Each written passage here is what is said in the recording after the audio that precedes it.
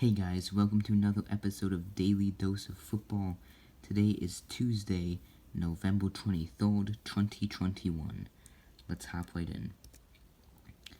So, some of the news that has happened since the last time I made a video is 2 season-ending surgeries, one for Seattle's lead running back Chris Carson, and another for the Bears' best defensive player, Khalil Mack.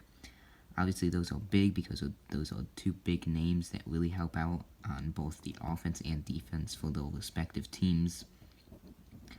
Also, Tim Patrick got an extension with the Broncos, so he's there for another 3 years. And Dallas Goedert got an extension, so he's with the Eagles for another 4 years. And for some more news, today, Adrian Peterson got released by the Titans after only being there for 3 games. We saw this week someone took over the starting job that he would have had since the Titans' original second stringer, who turned into the fourth stringer after Derrick Henry was gone, could not play. But Adrian Peterson never really got his chance there, and he was released. And also for the Jaguars, Jamal Agnew, which is really one of the, if not the best player over there. Well, I would not say the best. They have James Robinson. I would say he's the best, but Jamal Agnew is done for the season. So that is huge.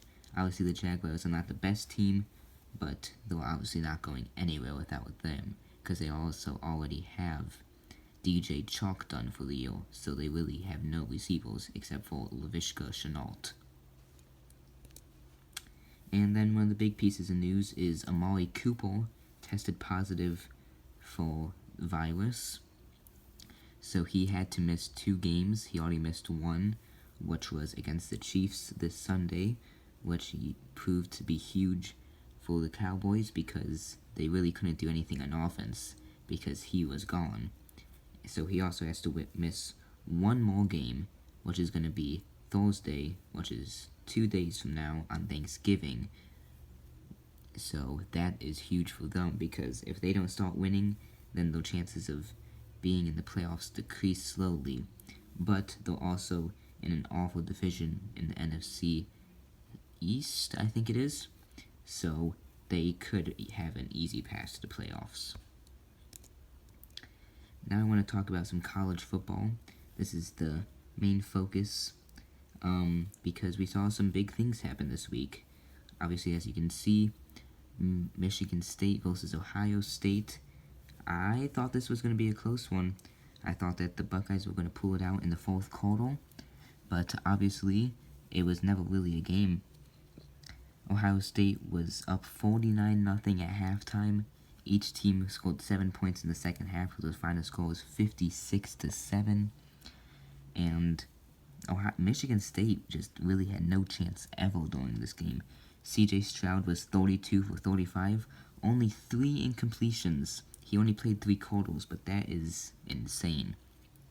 He also had 432 passing yards and 6 passing touchdowns, and that performance made him jump up to the favorite of the Heisman as of right now. And then the 3 big wide receivers for Ohio State showed out. Chris Olave, 7 catches, 140 yards and 2 touchdowns. Garrett Wilson, 7 catches, 126 yards and 2 touchdowns. And then Smith and Jigba had 10 catches, 105 yards and a touchdown. And Ohio State's defense also stepped up pretty big, obviously ordering first half shutout and only allowing 7 points in the second half. But what they really did well was with Kenneth Walker. They only allowed Kenneth Walker, who was a Heisman front runner, they allowed him to have 25 yards rushing that game. Now, obviously, today, like I said, today is Tuesday, and the college football rankings have come out, so I'll show you those in a little bit, but this game definitely made a big impact.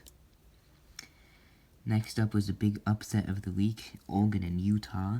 Utah ended up winning the game 38-7, and same with Ohio State.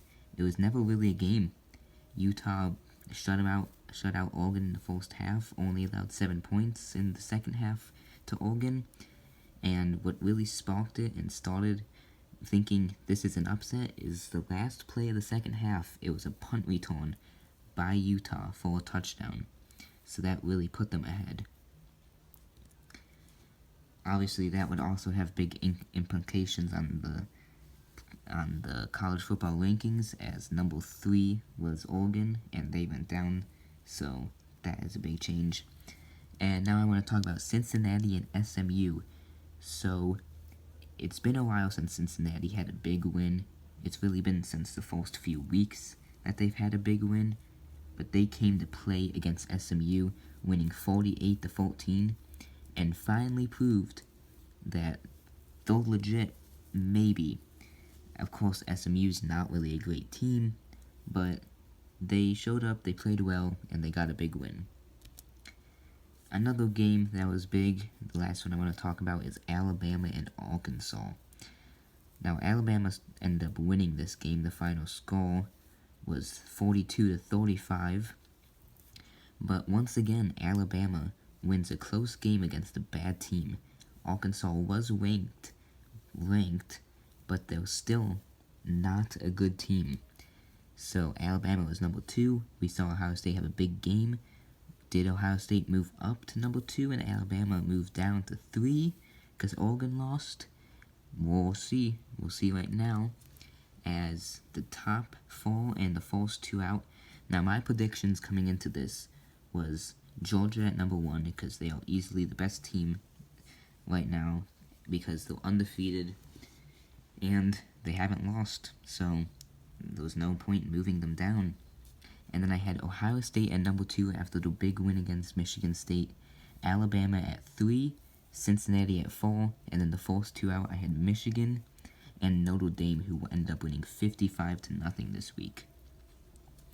And my top 6 predicted ended up being right. So Georgia easily stayed at number 1, they're the best team. Ohio State really proved something, so they got bumped up from number 4 all the way up to 2. Alabama, like I said, a close win, plus Ohio State doing well, they got moved down.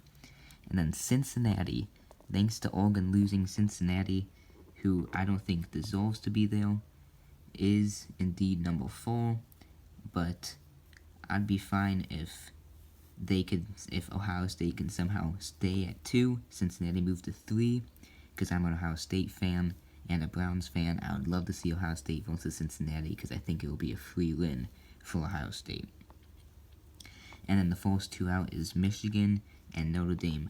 Obviously, we have the game this week, Ohio State versus the team up north, Michigan, and that really determines whoever wins there.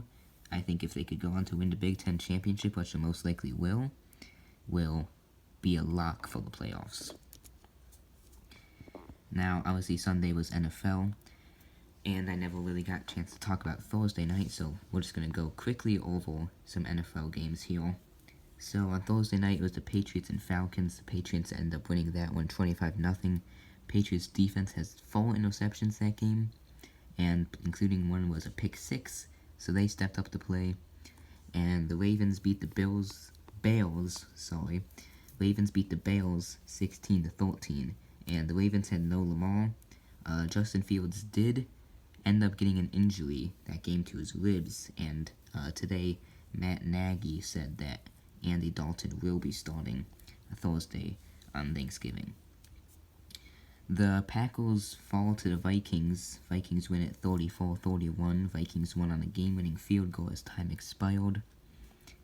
The Colts blow out the Bills. It was 41-15.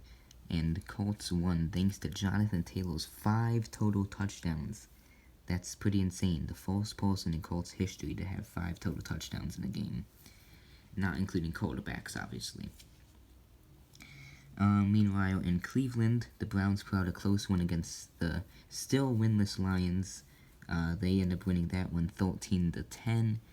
The football team end up ruining Cam Newton's homecoming as they win against the Panthers 27-21.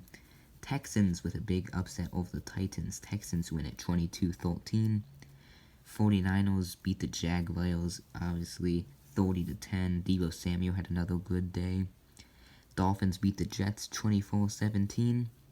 Saints get pretty blown out by the Eagles. Eagles win that one 40-29. And Jalen Hurts really popped off that game. Bengals take care of business at the Raiders. They win 32-13. Cowboys got shut down by the Chiefs. The Chiefs won it 19-9. Cardinals win against the Seahawks 23-13. Cardinals still did not have Kyler Murray or D-Hop, so an impressive win. And then it was a great Sunday night game. The Chargers ended up winning it 41-37, but the Steelers almost made a comeback, but thanks to Austin Eckler's 4 touchdowns, Chargers pull away. And then last night on Monday night, the Bucks take care of the Giants. They win 30-10. So that's going to do it for today. I hope all you guys had a good day. I hope you have a good Thanksgiving. We'll see you in the future.